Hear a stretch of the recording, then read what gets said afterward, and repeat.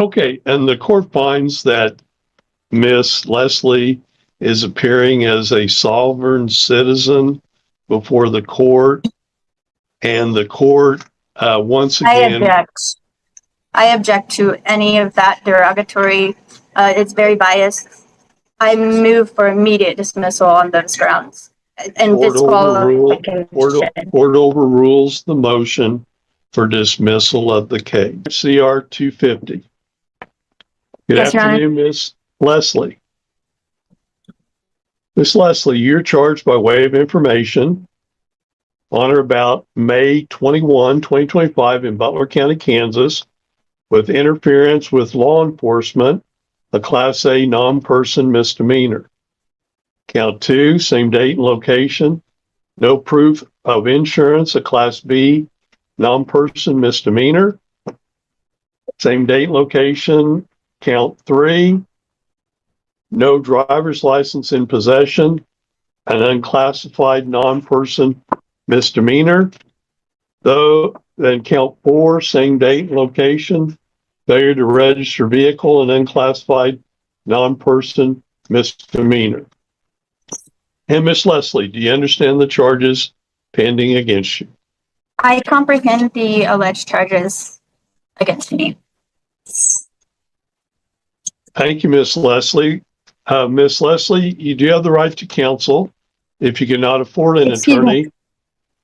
Excuse me, I was going to say that I comprehend the certain statutory allegations that have been made against me, but I cannot and do not admit to understanding or accepting the jurisdiction of this court over my person or the subject matter absent proof of corpus delicti and a verified complainant from an injured party. To do so would constitute a waiver of fundamental rights, which I explicitly refuse to waive pursuant to KSA subsection 60-212 and the doctrine of special appearance recognized in Kansas jurisprudence.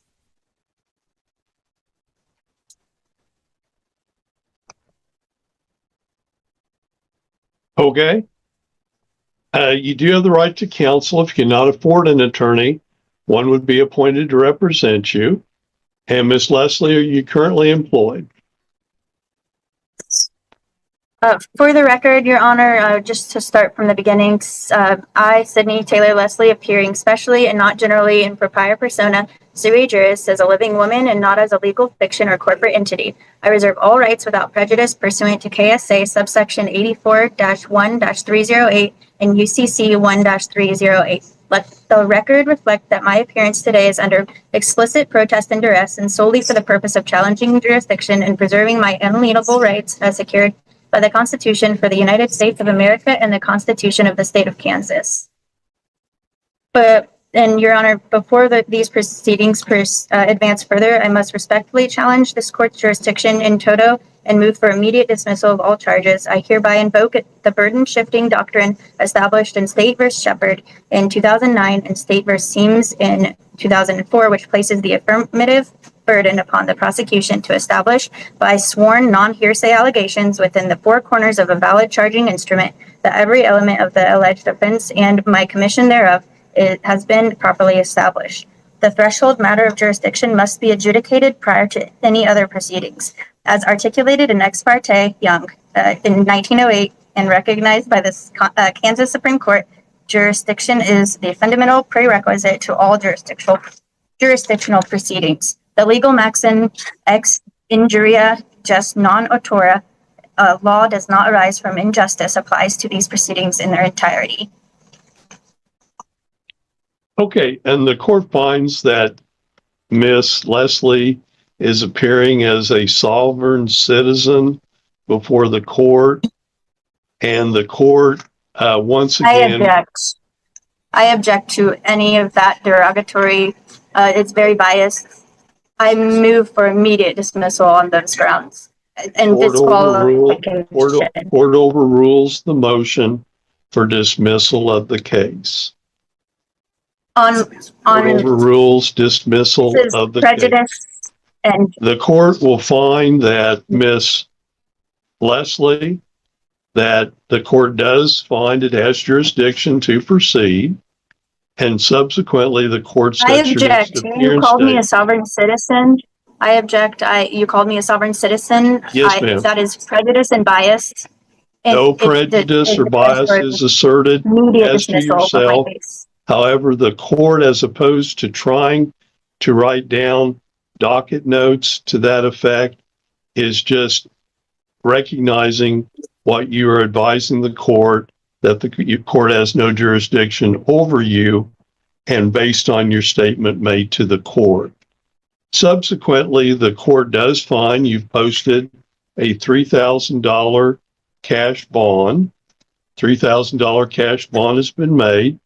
Court does accept the same, and the court does schedule this matter next before Judge Webster on Monday, August 11 at 9 a.m. You do need to participate by Zoom process at that point. Subsequently, the court finds that Miss Leslie has not requested court-appointed counsel. Court does not appoint counsel at this point. The court does find that she has posted bond in the amount of $3,000 cash, $3,000 cash bond, and the court has scheduled her next appearance date before Judge Webster on. This courtroom interaction clearly illustrates the ongoing clash between established legal procedures and sovereign citizen-style arguments, where the defendant attempts to challenge jurisdiction through complex legal language, while the judge remains firm, repeatedly asserting the court's authority and ensuring that the proceedings continue in an orderly and lawful manner despite the interruptions. Monday, August 11, 2025 at 9 a.m. Any other matters to come before the court, Mr. Sweeney? No, Your Honor. And Miss Leslie?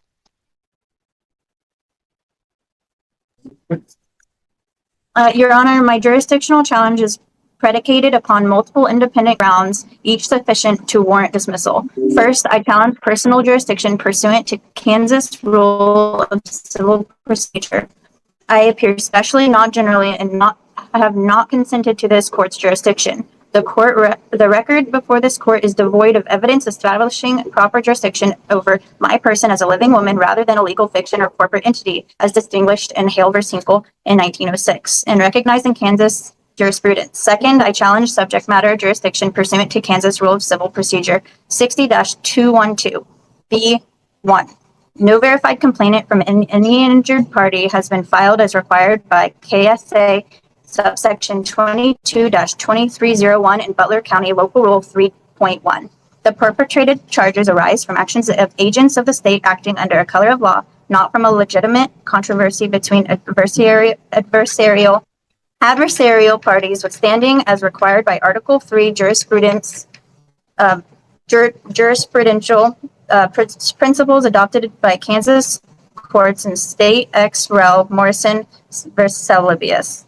Third, I challenge territorial jurisdiction. The alleged incident occurred after I had ceased operating my conveyance and was exercising my unalienable right to travel, placing it outside the territorial jurisdiction of traffic enforcement under KSA subsection 8-244, which by its plain language applies only to licensees who have voluntarily entered the regulatory framework. Fourth, the prosecution cannot establish the corpus delicti of the alleged offenses. As held by the Kansas Supreme Court in State v. Stern in 2015, the corpus delicti rule serves as a safeguard against convictions based on false confessions or statements. One cannot interfere with a peace officer absent of officer's lawful execution of duties. Where the initial detention was unlawful, as it was here due to lack of probable cause, there can be no derivative crime or of interference. Fifth, the refusal to provide identification is not a crime in Kansas, absent specific statutory circumstances not present here today. This is in support by Brown v. Texas in 1979. The Supreme Court held that detaining a person solely to obtain identification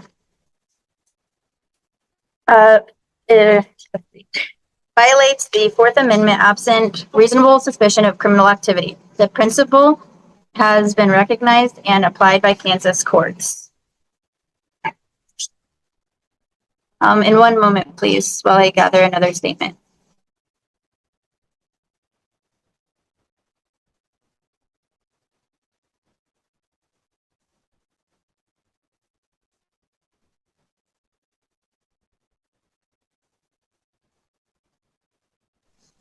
Okay, and another thing is, and this is, may it please the court, for the record, I must now enter an oral objection and motion for disqualification of the presiding judicial officer pursuant to Kansas Rule 2.11 of the Code of Judicial Conduct, as well as controlling principles under the Due Process Clause of the 14th Amendment. During a prior proceeding, specifically, that's proceeding, specifically, this court referred to me by the term sovereign citizen, a pejorative classification which carries with its government manufactured implications of extremism, frivolous, and legal irrelevance. This label, unprovoked and unsupported by any factual predicate, constitutes a stigmatizing judicial characterization that violates my right to a neutral and detached tribunal. The use of that term demonstrates either a prejudiced bias or a judicial predisposition toward delegating the substance of my legal posture. As the Kansas Supreme Court has held, even the appearance of partially mandates recusal, and here the record reflects actual prejudice in open court.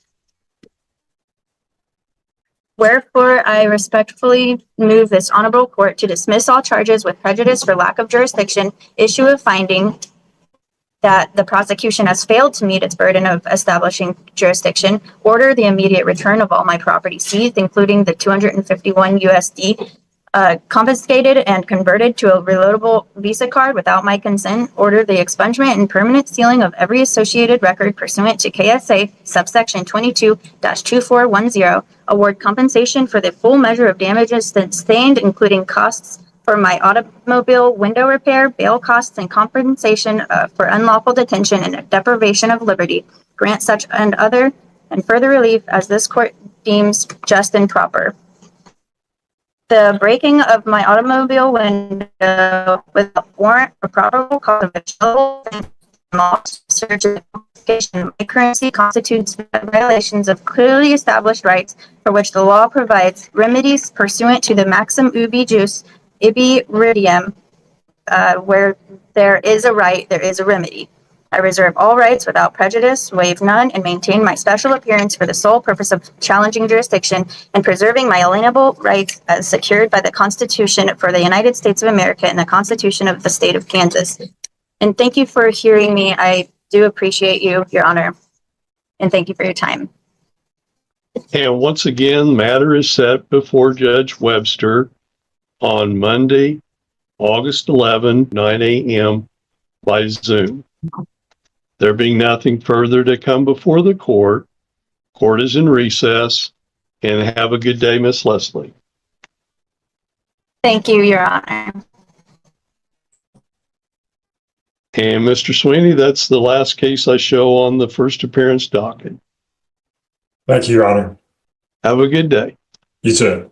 The defendant's persistent objections, references to constitutional rights, and refusal to accept the court's jurisdiction demonstrate a strategic effort to disrupt or delay the process. Yet the judge methodically addresses each point, reinforces legal boundaries, and maintains control of the courtroom, highlighting how the justice system handles such unconventional defenses.